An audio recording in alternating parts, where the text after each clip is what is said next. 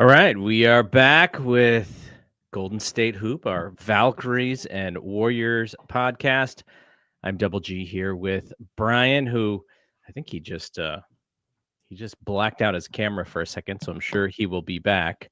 So what are we going to do today? Well, we're going to talk about the Valkyries, who are hot, hot, hot. They're on fire, y'all. We're going to talk about everything that is kind of built up to these last 4 games of the season.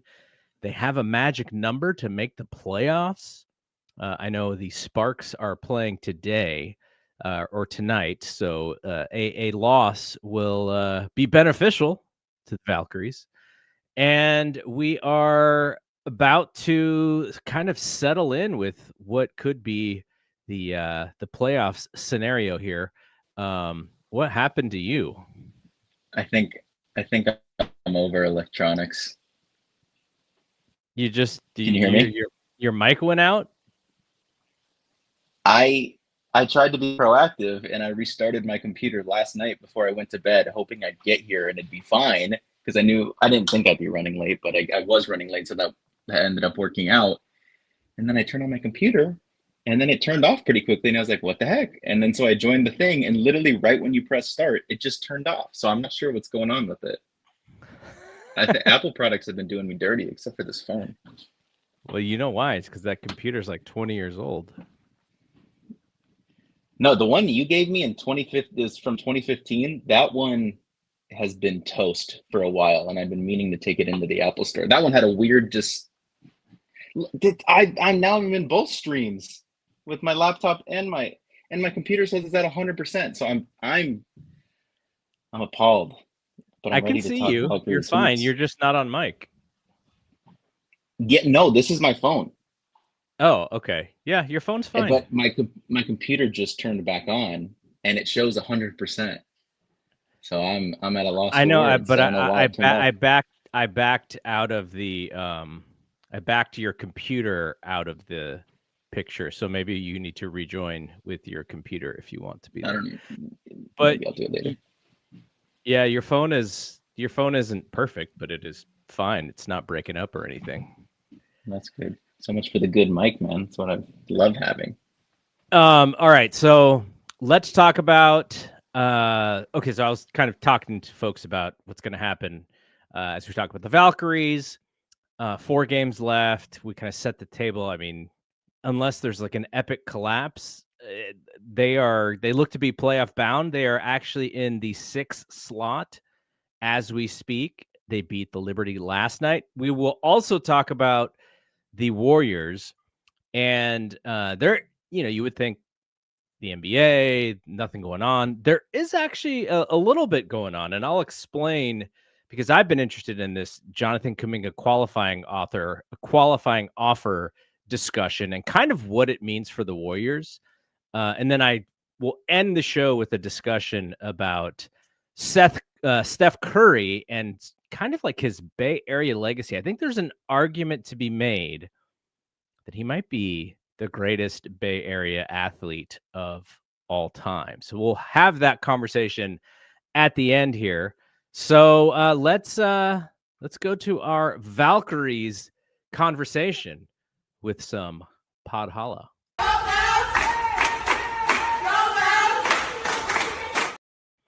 All right, so you watched the game last night. They took it to the New York Liberty. Now, we'll admit, no Sabrina Ionescu, but the Valkyries were also without Chechi. They were also without Tiffany Hayes. So much so that they signed somebody to a 7-day contract, which we'll talk about in a second. And because Monique Billings was back, they had to let go of Bree Hall. So Bree Hall was back again, and now she's gone. But what'd you think of last night's performance? I'm glad they got it because that was, Ohema's previous team, and they had gotten one over the Aces, Natalie's previous team. So I'm glad they got one. You kind of saw this is the 4th time they played each other, and 2 out of those 3 times before last night, they were close games and they were games. Whereas the first one, it was like their first like away game or something in New York, and they just kind of got blown out of the water. But that I remember it was a back-to-back where it was, they played in New York, and then 2 days later they played in New York again against the Liberty. And so I'm glad they got this one, because it kind of felt like they might have had the chance in two of those previous meetups to get it done. And then also New York is just on this weird, like, kind of downward spiral that I remember that we were talking about it. And I pretty confidently said that I thought New York would retain the 2 seed because the Lynx had ran away with number 1. And now here they are at 5. So I think a lot of things was working for the Valkyries. New York kind of looks lifeless a little. They kind of look like they've gotten punched in the face and they haven't been able to really recover. I thought that the Valkyries were out hustling them for most of the game, which, yeah, they're at Valhalla, but surely a New York team that just kind of lost badly to Phoenix. I heard that Breanna Stewart was kind of vocal about this can't be how we're playing. And then they come out and do this. I thought that was kind of all signs, not good for them. But hey, I mean, there's 4 quarters in basketball, but it kind of felt like there was momentum for New York last third quarter, the second half of the third quarter, along with the fourth quarter. Kind of neither team's really making shots, but New York kind of had some of those closers to make some shots. Whereas the Valkyries, it's obviously been something that we didn't have, especially with Tip and Xanda Lucini on the bench, hurt, and of course no Kayla Thornton. But that's always been what they've been searching for. So I'm glad they got it done. But man, that I believe it was 5 minutes in the fourth until that Carla passed to Temi for the wide open layup. It was like a 4 to 5 minute drought of no field goals made. And it kind of was like, we've seen this story before where, even against the Phoenix Mercury, they kind of blew it in the fourth, not able to make shots. So very glad they got that one. I would have thought that the Liberty would have won that game. I'm not entirely shocked that the Valkyries won it, but it's a really good game to get. The fourth quarter has been their kryptonite. And I think we see why is when you have to run something which kind of there's a need for a top level scorer, a bucket getter, a clutch scorer. They don't really have that. I guess you would say Janelle Salon is probably best suited for that role. Without Xanda Lucini, who would be a nice player to have when the defense, maybe starts overplaying, which we saw at the end there. They were eager to get steals. They were trying to close, they were trying to trap and get some turnovers. And that's why Fágbénlé was wide open in the middle for the layup. But without Tip Hayes, you also lose somebody who can get to the basket. And they were specifically guarding against Veronica Burton's drives, and they just made it really hard. Now, in the playoffs, I imagine we're going to see more of that in attacking the Valkyries. But the good thing is the Valkyries themselves, they play such high-level defense that they will probably be able to stay in games even if the offense is struggling. But I do think that they need Xanda Lucini. I've not heard much about her injury other than that it's a calf injury. Salon, actually, I think Salon kind of came out in an interesting part of the game last night where I thought you kind of have to ride her to the end.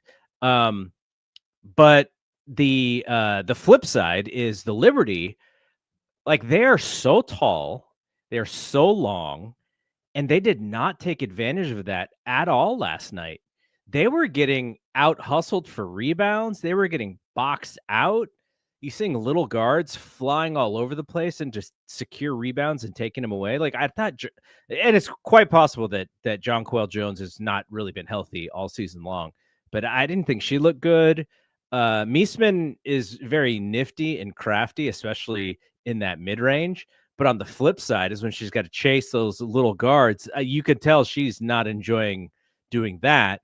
And then Breanna Stewart had a bad game for the first half and then kind of came alive mid-third and in the fourth. So it was a really strong win, but you kind of see the flaws of the Valkyries that get overcome because they play so darn hard. And I saw this when I went on Saturday last week.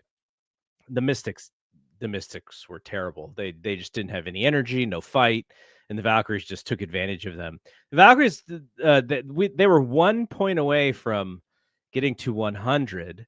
Kate was fouled on a 3-pointer, and she only made 2 out of 3 free throws, so it was a 99-70 win or whatever it was. But they are kind of like Veronica Burton is getting out and running, and I know throughout the season the Valkyries have been like a really slow team. Like they're very deliberate and they don't get out and run. They shoot a lot of threes. But I've seen of late, it seems like there is at least some intention to get out there and run a little bit more. Cause you see Veronica Burton get that ball and she is racing up the court. They are, smaller than most of these teams. And I think they're trying to use the athleticism over the height to get some easy buckets, but I'm starting to see that, which is awesome. And then we had the return of Monique Billings last night, and she looked great. She did everything that she's been doing. I didn't see that the injury hampered her too much, and really thought that it was kind of one of those things where you're like, oh yeah, I remember how she plays and how she helps this team. So what did you think about Billings and also the couple previous games before the New York game? I thought Billings was fine. I think it kind of is the culture of the Valkyries, given that, every single player on this team is essentially the 6th best player on all the teams. That's why they didn't get, or 7th. That's why they didn't get protected. And, being a role player and being a non-starter, you kind of have to have that stay ready mentality and stay ready approach to the game. So I kind of felt like it was fitting that Monique came back. And although, it's not perfect by any means, but I thought that, just being able to plug and play in such an important game like that is just kind of what the Valkyries culture is. And the previous games, I mean, you got to go to Washington. That was they just kicked their butts. And then Indiana, I mean, it's just it's the home court, baby. It's they play harder, and no Caitlin, but still on paper, you talk about Kelsey Mitchell and Aaliyah Boston probably being the best players on the Valkyries roster. You still think that there's something there, but they just kind of like you said, with having these bigs that can run. I thought that that's kind of what their upper hand was against Las Vegas before they made that pretty dramatic change in their roster, and they've been amazing since. But they were kind of able to just outrun some of those bigger bigs in Kia Stokes and Megan Gustafson. And I thought you can kind of see that maybe a little bit against Indiana. You could see that a little bit against New York, where you have these dynamic bigs that aren't really, I wouldn't say they're like total post threats, but they're valuable in other assets of the game, and mainly speed. I mean, Temi's super athletic. Mihir's super athletic. Monique's super athletic. Repair can shoot, so that makes up for maybe some of the speed that she lacks in comparison to the other bigs on the roster. But I mean, I don't think Mihir got tick last night, did she? I don't remember her playing at all, actually. Yeah, so I mean, not to jump topics here, and it doesn't matter because Elizabeth Kitley, who they just signed, is probably not going to see the floor. She's just there until one of the players gets healthy. But I thought it was interesting. Do you have an idea why they added a center instead of another wing? That's what I was just about to bring up. It's because you talk about Monique coming back and then Mihir not seeing the floor. Why would you bring in a 6'6" center? I guess the only argument is that they haven't had anything above 6'4" on this roster. Even if people remember Kiara Linskins from not too long ago, she was only 6'4", but she looked kind of like 6'5", but she was only like 6'4". Kitley's 6'6", so I guess they haven't had someone that tall on the roster all season, so maybe that's just a different look. But again, I don't think she sees the floor, so I was almost wondering, like, why not just be like, hey Bree, sorry, but like, you think you could turn your flight around? Well, if they had thought that Bree was going to be the play, then they would have just waited, or they would have made it seamless that, okay, she's, we're going to lose this person, but this person's coming back, so we'll just make it all happen on the same day. And so that was kind of a sign that wasn't going to happen. But yeah, I mean, it was a surprise, but they don't have a true like center. And I was thinking, I'm like, who do they play in the next 4 games where they may need to show, a shot blocker or something? And so the next 4 games, we have Dallas and Minnesota at home, and then they go on the road for Seattle and then Minnesota to end the season. Who would they what would necessitate them needing a super big in those 4 games? I guess just Malonga. I don't know if she's healthy, but she is the 6'6". But the thing is, they've never had problems with Malonga. They actually usually make Malonga look bad, but I guess Malonga has kind of turned it around. She's played well. Second, like this back half of the, maybe a little after All-Star break, she started to figure it out. But no, it doesn't. Minnesota kind of plays. Minnesota's bigger, like kind of like a New York, but they've got some mobility in their bigs. Given Collier and Alana Smith and Jessica Shepard, like those are all bigs that can move. So, I don't know. It's Kate's friend. They both got drafted in the same draft in Las Vegas, and a friend pointed something out to me that, Vegas. So Kitley was under Natalie Nakase as an assistant coach, so maybe she'll be able to kind of pick things up on the fly. But I just don't even see a potential for playing in any meaningful minutes. So I don't even know if it's worth discussing that much, just because we have 4 games left. The only benefit, I guess, not the only, but one of the benefits is that, I don't think the Valkyries have any rest type of mentality in them where Natalie would just say, all right, everyone rest. We're going to trick away this game because we clinched the playoffs. Like, I think they're still going to play every game to the fullest because there's still potential between 6 and 8, and even them missing the playoffs entirely still. But I mean, if there is blowouts or, either way, that's Kitley minutes. But I guess the very slight potential that they somehow are able to clinch the playoffs and they actually don't really care who their opponent is.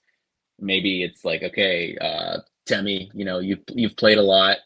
Let's get some rest to gear you up for the playoffs. But I just don't even see that being what their kind of mentality has been this season. I don't know if I could see that. Mm-hmm. All right, so just want to shout this out to folks.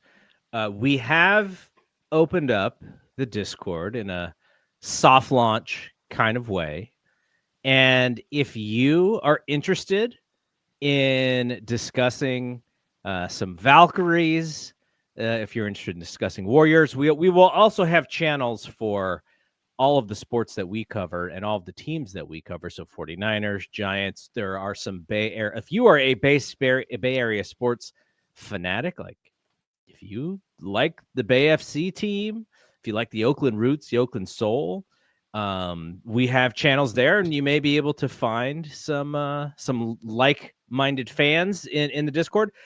Basically, gg@bspnmedia.com. We're going to allow folks who listen to our shows, who watch our shows on YouTube. We're going to allow folks just to come in. We've got a lot of stuff created, and there's a lot of empty space for people to kind of figure out what they want to do and how they want to communicate with other folks.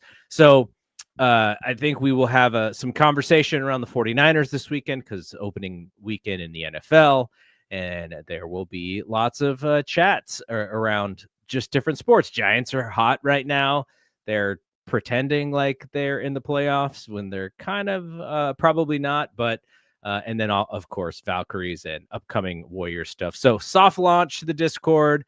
We had a Discord with BSPN before it was just kind of not happening, and we decided to rebrand under the Golden State Hoops banner, especially because, I mean, the Valkyrie stuff has been tremendous on our channel. So we want to create a safe space, a fun space for people to be able to talk Valkyries. Brian was in there today. I was in there today. We had a couple of other people join, Valkyries fanatics. We had Jonathan Gonzalez, the other Jonathan Gonzalez, not my son, Jonathan Gonzalez, and Chris O joined us in the Discord. So shout out to all of them. All right, so you're back, and it looks like you got a mic. How does it sound? Yeah, you sound better. Okay. I hope it sticks. But I did realize that now that I left the broadcast with my phone, it's currently uploading. So you'll have two different versions of me to have to edit. No, we'll see. We'll see how much I want to do that. I may just keep the stream version. Yeah. Okay, so let's actually try and figure out this playoff scenario here. So this is not counting any of the games that are going on right now, and I don't have any of the box scores in front of me. But this would have been at the end of last night. The Valkyries sit 6th at 22-18. So they are guaranteed to have at least a 500 record. The teams ahead of them, New York Liberty, who they just beat, they're up a game and a half on the Valkyries. Phoenix Mercury are 4 games above the Valkyries, kind of out of touch there. So, they will be locked into one of those top 5 spots. Atlanta Dream, same thing. They have the same record. The Vegas Aces, same thing, same record. All 3 of those teams have the exact same record at 26-14, fighting for that number 2 spot. And of course, the Lynx, who may go through this entire season with single-digit losses. So, do you think the Valkyries are actually going to be able to hang on to this 6th slot? The Storm are right behind them, but they are a full game back and 2 games worse than the loss column. They only have 2 more games left for the season, while the Valkyries have 4. What would you, if you were to predict where they end next Thursday when the season ends, where do you think the Valkyries sit? I'm probably going 7 as my as my floor. Seems like 5 is still a ceiling, but I think 6 is realistic, but I also think Seattle's going to be fighting like hell against the Valkyries, and I think they are in Seattle, so that there's a little bit of control of destiny there, whereas I think Seattle can clinch the tiebreaker because I think we've beaten them twice and they might have beaten us once. So it would be a tie. And then I kind of forget the next tiebreaker there. But Seattle's fighting to stay in the playoffs. So I can imagine that's going to be like a crazy game. But the Valkyries have Dallas next. I feel like that's, I'm not going to write in any game as a W, but at home, I just got word, no Haley Jones. So I think I like the Valkyries' chances tomorrow. Valkyries have won both games against the Storm so far, by the way. I think there's been 3. They lost right before the All-Star break. To the Storm? Mm-hmm. You're telling me that Google Gems is wrong? No, you're right. You're right. Oh, it is 2-1. I don't need AI. I am AI. They had the correct series, but then when they listed the results, they only listed the results of the 2 Valkyries wins. So that's what. So it looks like they have New York. Oh my goodness, they have New York and Golden State. Golden State's their season finale. I think that's next Tuesday. I think. Imagine if they lose. I mean, it's probably likely, but imagine if they lose to New York. And I don't know what the Sparks schedule looks like for the rest of it, but this just that has all the tellings of a game that Seattle is going to go like all in for to try and fight for their chances to make the playoffs. But they have the tiebreakers over Indiana and LA. So to me, like 7 is the lowest they can go. Of course, there's opportunity for them to still slide out because they haven't clinched it yet. But just feels like they've done the work ahead of time to secure those tiebreakers against LA and Indiana. I would be surprised if that did not happen. Who do you want to play in the first round? Oh my goodness, of the WNBA playoffs. So we would be playing Atlanta right now. But 2 through 4, they're all kind of jumbled. Yeah. I mean, we've talked about it. Like, I don't want to see Las Vegas. Yeah, it's tough. I don't want to see Las Vegas. We're not going to. I really don't want to see Minnesota, of course. We haven't beaten Phoenix or Atlanta. Still haven't beaten Phoenix. I think I'd rather see Atlanta because we've beaten them and we came close, one other time, what I think was close. I always talk about this game. I thought that there was a few things that could have changed, and they would have won that first game against Atlanta. But they won the second game against them. That was the green apparatus game. And then Atlanta kind of took it to them at home a little bit there. Yeah, Atlanta or Phoenix. I don't know. To me, though, when they've played Phoenix, they've been relatively tight games, barring the first one. Even the first one was kind of down the stretch. I remember it was 2 Steph Talbot terrible sideline out of bounds turnovers. Yeah. That was like a Xanda Lassini game too, where she kind of was breaking out a little, and then she went to Eurobasket. But that second game, that was the Janelle Salon 2 clutch shots, free throws to end it. The third game is the one they kind of blew at the end, but you can argue, I think they were missing a decent chunk of players.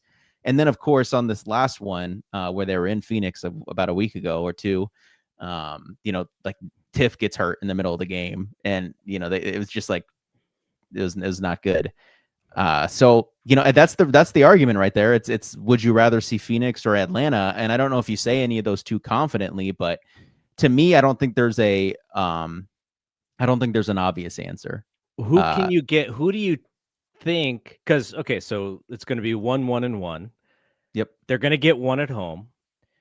They have Valhalla. It was rocking, by the way, on Saturday. Like, I was just so impressed because it's like Saturday night, like Washington was not playing well. They're out of it. And yet still just on fire. Though the Indiana game, the poor fans had to sit through all those delays because of the clock situation. And so that wasn't great. But yeah, I was just so impressed by it. There is a home court advantage. And I guess it's more so, what team do you think that they would play best at home just to steal that, to force a game 3? Just made me think of this. I think in Thor Ragnarok, the third movie, they come to the conclusion that Asgard is not a place, it's a people. And how there's some ties with the Valkyries and the Norse mythology. Is Valhalla is Valhalla a place or a people? Because they will not be in Valhalla if they play a playoff game. They will be at Oracle or SAP Center. We had a note in the Discord from Chris O, who said that Temi, I haven't verified this, so we're trusting Chris here. Temi said that something about not cheering for the opposing team. And she said they should come into Valhalla feeling unwelcome. So Temi knows. Oh man. my goodness. Temi was on a playoff team last year. She knows that it's going to get no more Mr. Nice Valhalla or Mrs. Nice Valhalla come playoff time. They're going to need to be if there's one crowd that can kind of sway a game, it might be Valhalla. And we'll see where they play. All right, so last 4 games of the season, we will probably record next week, probably this same time if we can, which would mean right before the season ender against Minnesota. I'm going to assume that everything will be tied up on the Valkyries end by then. I don't think we will be relying on that last game. I mean, it's kind of crazy, the schedule, that you got to play the best team in a league twice in your last 4 games to close it out. When have they clinched one? Have they clinched one yet? Absolutely. Oh, they have? Yeah. They have 8 losses, and the number 2 team has 14 losses. So there's not even enough number games 1 for them to. Yeah. We'll see if they kind of take their foot off the pedal. Maybe the last game of the season is at home for them. So who knows if they're going to want to tank that home game away. That's true. You don't want to go into the playoffs like a total upset, not upset, but just big loss. And I guess we should shout out this person because when you were gone, Conrado and I had a conversation, or it was the last show that you were on. We talked about Kate and how we love Kate, but as a player, because of her notoriety and her celebrity of being on that Iowa team, she kind of came into Golden State as like a very well-known player, and her celebrity kind of probably exceeds her actual basketball ability. But she's been shooting the basketball, man. She's doing the Steph thing too, where she's getting all these 3 free throw with the getting fouled on the 3-pointer. And I'm trying to figure out, I'm like, is she figuring out this, or are they just, kind of sloppy on the defense? Why would you try and block 3-pointers, by the way? It rarely happens, but she seems to have a knack for drawing that foul in the way that she does. And she absolutely has picked up her game since we had that conversation. And I've felt that she hasn't been as much of, I get the ball, I have to absolutely shoot it right now, there's no other play. Like, she's not a natural playmaker by any means. I think she's like a limited playmaker, but there are some, like, she's kind of gets the ball and almost like fake passes, like a slight like fake pass, and then it's kind of like, okay, whoever I'm passing it to, Ileana or even Veronica, back cut, boom, bounce pass right into the paint.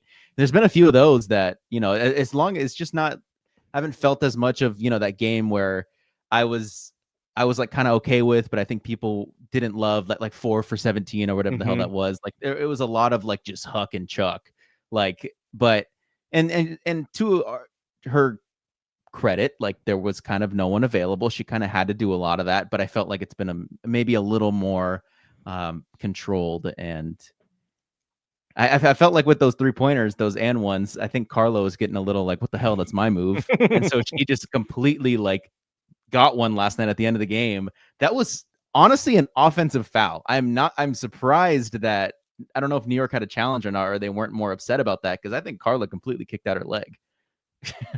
Yeah. And I haven't seen Kate do the kick out, but she definitely steps into her threes. So as she's up in the air and shooting them, she definitely falls forward. So I wonder if she's creating, or she's kind of cutting down her own airspace in a way. But hey, and the thing with Kate is she has a good percentage to kind of back up like the hard contest, whereas Carla's have been more self-creation threes. It hasn't been more like swing 3. It's been like step backs that have kind of been getting people lately. And I'm like, let her have it. But yeah, she has kind of hit some tough ones. All right, that is it for Pod Holla here. Wait, what we should say is, are we going to game 2? You're the one who was saying that it was getting too expensive. But I kind of feel like we have to. Well, if you, I mean, we'll have to figure out what day. Did we already figure out what day it was going to be? We did. It's oh, you know what? I think there's still up. I think there's game 2 is either on Tuesday or Wednesday. Okay. Is it next? No, I think it'd be the following. I think it's not next week. Has to be the following. Following. It's like the following Tuesday or Wednesday. There's 2 game 2s on Tuesday, 2 game 2s on Wednesday. So I think we just have to wait until the seating's finalized. I mean, those seats are going to sell out like almost immediately. Yeah. So yeah, we'll have to strategize there. Okay, that's it for the Valhalla segment. We'll be back. We'll be back talking Valkyries next week. But let's pivot to our segment on the Warriors for the death lineup. Warriors. All right, Jonathan Kuminga. The last couple times we've been like, why are we still talking about this guy? I only want to say one thing, which is, so I was kind of just trying to figure out the whole qualifying offer thing, because that seems like it's the bigger play for him, and what people think he's actually going to do is take that qualifying offer. Okay, so Sam Gordon from the Chronicle had a column, and I just wanted to kind of read from his piece just so everyone is aware of how Kuminga plays this. So for the Warriors, the negative thing about Kuminga accepting the qualifying offer is that, for one, that slot is cheap. So I think it's like 1 year, $7 million or something. So from a trade aspect, the Warriors would not have a high trade opportunity with his salary, with the way that NBA trades work.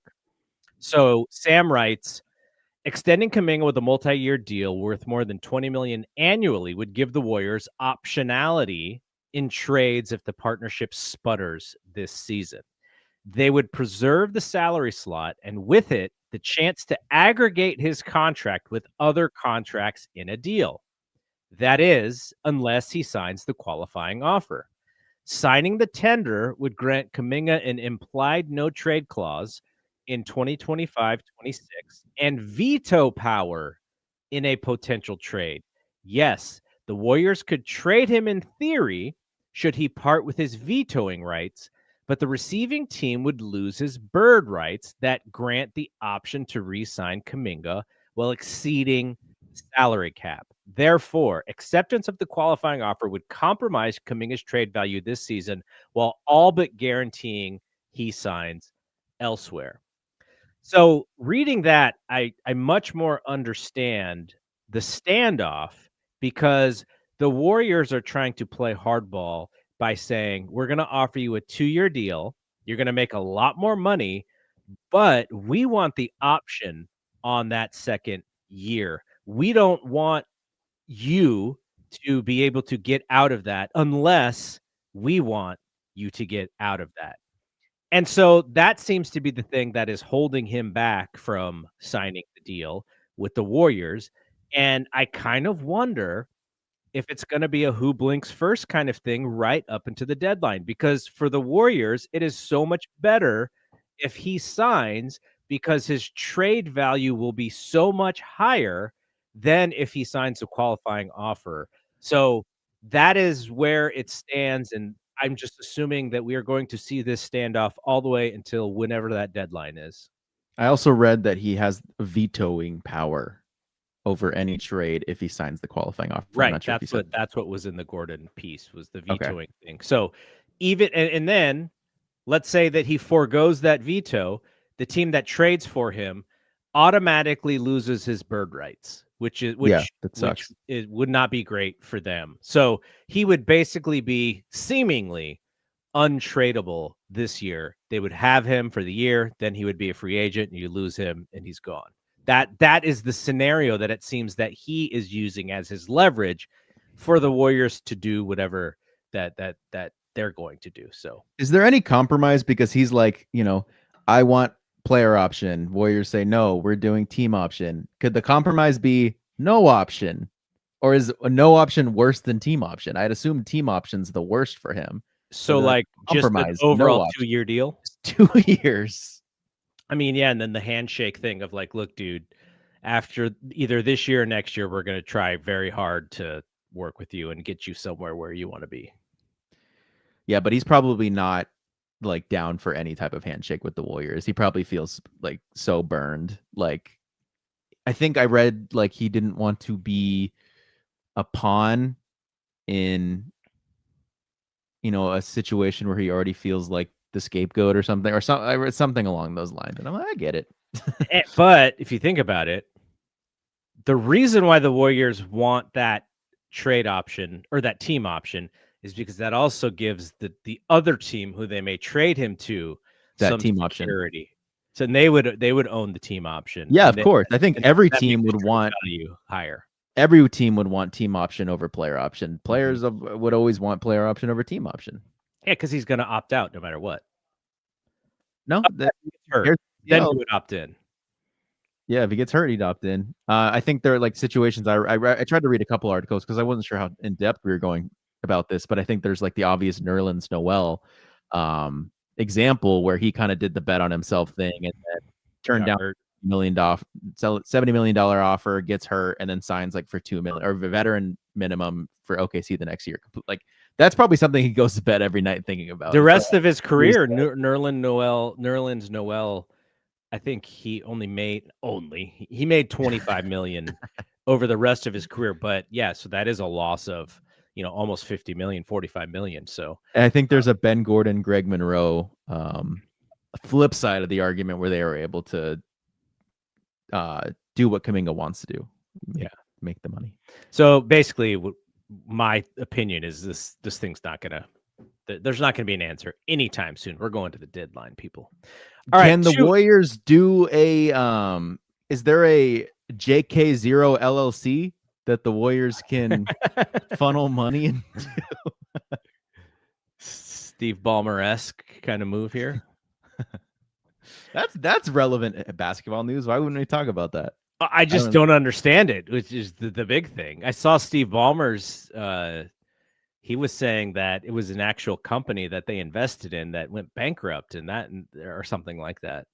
Yeah, I don't know. I think it's all probably shady stuff. And I mean, this is what Bill Simmons always says is always done. Like he would always say, like, Dirk in the end of Dirk's career, it's like, okay, yeah, he's signing for less money because he's going to have a piece of the team or whatever. This was when Cuban had the team, and there's always like conversation about that. But yeah, I want to read like I haven't heard Pablo Torre's podcast on it actually, so I want to hear that. But I can't wait for all the pieces that are going to come out. I really hope Bill has him on.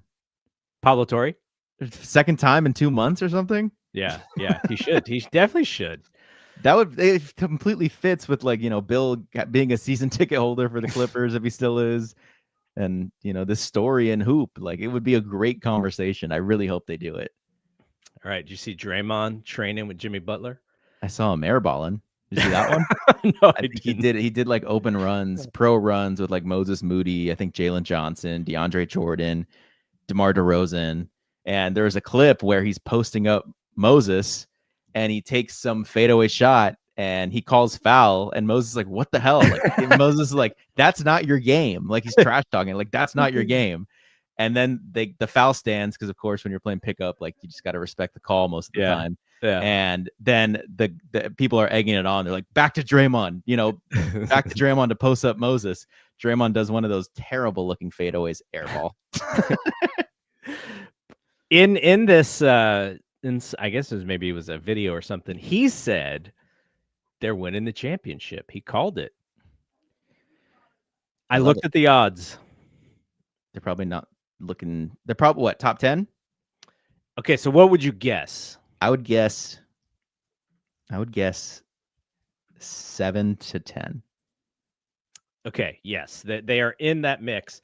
What is surprising to me is that the Lakers actually have better odds than the Warriors right now. So number one, obviously, Oklahoma City.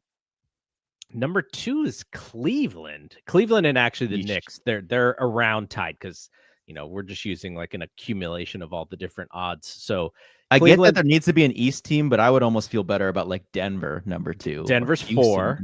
Houston is 5. Lakers are 6 at between plus 1,500 and plus 1,800. Then Minnesota, then the Clippers, and then the Warriors after the Clippers. And then after the Warriors, it's the Mavericks, the Sixers, and then the Celtics. Yeah, the Lakers are 2. I'm surprised the Lakers are over the Clippers. But I guess, the rationality is like, oh, they could do another big trade. They're the Lakers. And they have 2 really famous players on their team, and people like to bet on famous players. So the Warriors are not even really in the top mix. So for Draymond to say that, he feels really good for one, which I think is good for him because there's a lot of wear and tear on that body. And Conrado and I talked about this last week about Al Horford. And if you do bring in Horford, then maybe it alleviates Draymond having to play so much 5, which will be helpful. And so maybe he's looking at it like, I feel good. We're actually adding some players that I think can help us. We have this like 2-year window. Steph and Jimmy are still playing at a high level. I would like someone to ask him like, what are the reasons why he thinks this? But hey, this is why Draymond is Draymond, right? He's got so much confidence in himself. And what's funny is so there's a docuseries on the championship team, the first Steph championship team. And so I don't know when these interviews were filmed. It looks like semi-recent. Like David Lee is in there and Bob Myers is in there. Joe what does Lacob Steph's hair look like? That's usually like the indicator. I haven't seen Steph yet, so I don't know if Steph, but Andre is in there. Glasses Andre is in there. Oh, this is recent. No, so it has to be kind of recent. And they go back to, or Andre is talking about that team, the 2014-2015 team. And he basically says, we kind of knew that Steph was going to have this insane season and probably the rest of the league didn't know it. And we knew Clay was ready to kind of go up that next level and the rest of the league didn't. And then he said, because remember, Draymond wasn't even a starter yet. He didn't start until David Lee got hurt. And he's like, and we kind of knew Draymond was going to be a really good player, and nobody really knew yet. And so it's kind of cool to see like babyface, chubby Draymond after he gets drafted and kind of, betting on himself, explaining why he thinks that the Warriors are kind of on the ascent. That we just got a great draft class, the Harrison Barnes, Ezeli, and Draymond draft class. And so it was kind of cool. So if you're on, YouTube, just go to the Warriors page. I think there are 4 episodes. I watched like half the first one. It's really fun. That team is just like, what better team to think about than that team, in Bay Area sports, really. But hey, Draymond's been doing this for his entire career. So as long as he can promise me that he's not getting kicked out of 5 games and he's going to be there when they need him, I'm good. Okay, let's end the show. Let's end the show with this. I asked you to come up with your Mount Rushmore of Bay Area athletes who you have seen throughout your lifetime. And I asked my dad, and I came up with mine as well, because I wanted to see how much crossover there would be on all three Mount Rushmore. So for context, my dad probably starts watching sports in the early to mid 60s. So you're talking about, gosh, how long ago is that? Like 60 years ago, about. And then I would have started watching sports, at least as far as my recollection, like what I can remember, around 1983, like for all 3 Niners, Giants, and Warriors. I can remember things happening from 1983. So that is 42 years ago. And then you're probably what? Like what time frame do you think that you remember sports and athletes and stuff? That's a great question, because I was thinking about that as you were saying that, and I guess my earliest memories are probably like 49ers, but even that, I think we're in like 2007 or 8 by now. Like, how old were you when you said your year? I would have been 7, maybe. Yeah, that's kind of where I'm throwing myself, as like 8, 9. Okay, so now I'll give out my dad's Mount Rushmore. Now, we went back and forth because he kept wanting to put on like his favorites. And I was like, no, you're a Bay Area historian. Like, John Brody should not be on this team. Like, John Brody was great, but he's not better than Joe Montana. So we were kind of going through that. But he came up with his list of Willie Mays, Joe Montana, Jerry Rice, and Steph. So he's got to see it all, man. That's just he's got to see it all. And who he wanted to put in there was Rick Barry, who got the 74 or 75 championship, because that was his favorite player growing up. And so you talk about Mays and Steph in the same sentence, like that is kind of crazy to think about. But Willie Mays is, a lot of people say he's the greatest baseball player of all time. I don't think people call Steph the greatest basketball player of all time, but then Steph has the rings that Willie didn't have as a player, at least in San Francisco. He did have one from New York. And so then when I thought about it, I said, okay, mine is... You have like 2 or 3 obvious ones. Mine is Barry Bonds. Yeah. Mine is also Joe Montana. Mine is also Jerry Rice. And Steph. And then Steph. So Steph crosses over both of our times. And the Joe Montana and Jerry Rice don't work for you because they had retired before. Jerry was still playing when you were born, but he was, in playing for the Raiders and stuff. I don't even remember Barry. So, and yeah, you would have seen games of Barry's like 05 seasons, like 06, 07. You would have been to back then Pac Bell Park to see Barry. But yeah, he is also not of your lifetime of watching sports. So now give me your 4 that you gave me earlier.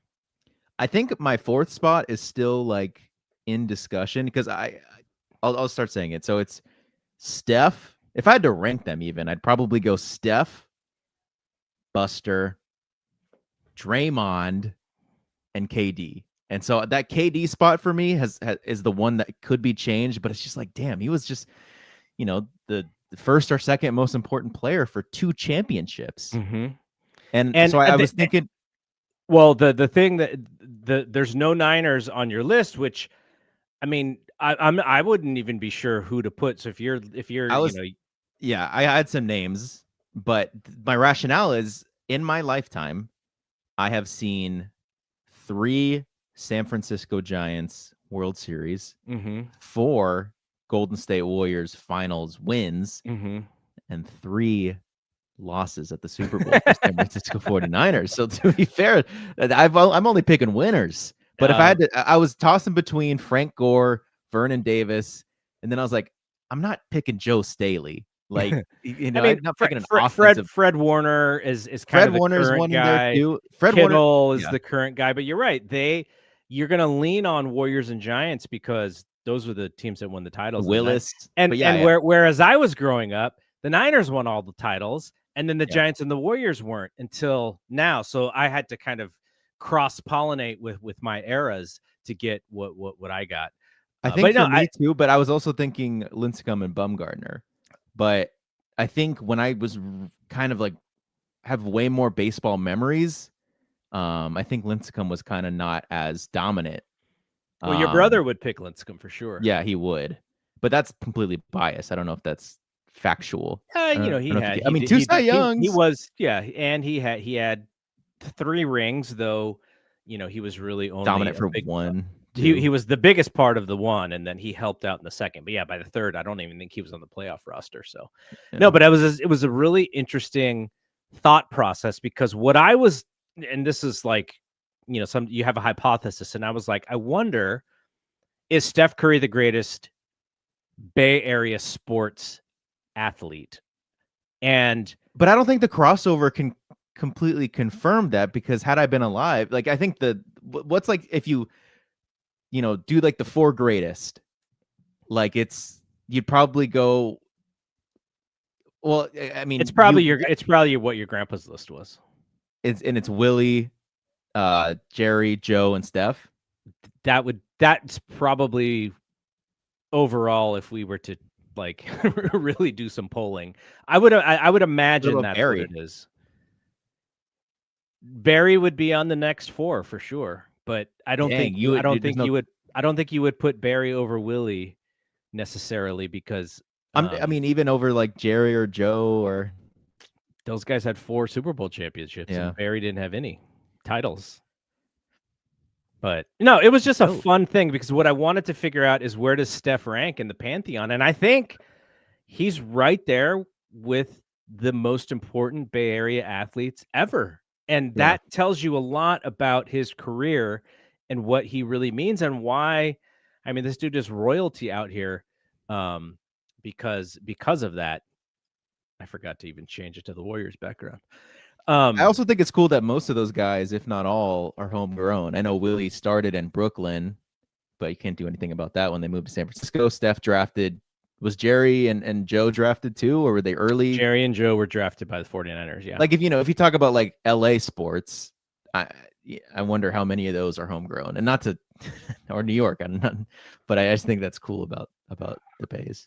Yeah, and you on your list was also Buster, and homegrown, Draymond homegrown. Buster kind of continues to live on based off of what he's doing with the Giants right now. I think we all hope that Steph kind of takes some similar path.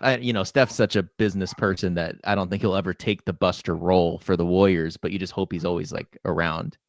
Yeah, totally. All right.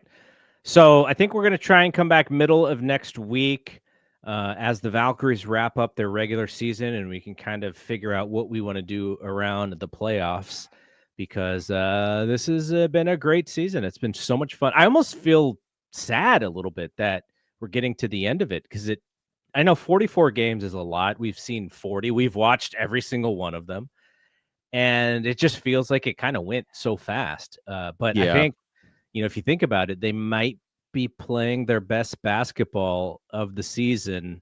Depending that when the Eurobasket was happening, they reeled off some really great wins too. But I don't know. I think it's the Veronica Burton thing, where she's just kind of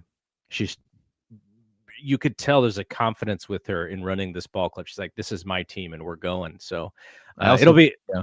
I feel like there's a really good shot. She plays. I mean, I almost think that it's up to her right now if she wants to play an Unrivaled or not. I haven't heard any reports, but at least after this season, you can still watch some Valkyries and Unrivaled since it's more accessible for the American audience. Yeah, that would be fun. All right. That is it from here. So we'll be back next week. For Bry, I am Double G. We will see you when we see you. Peace out.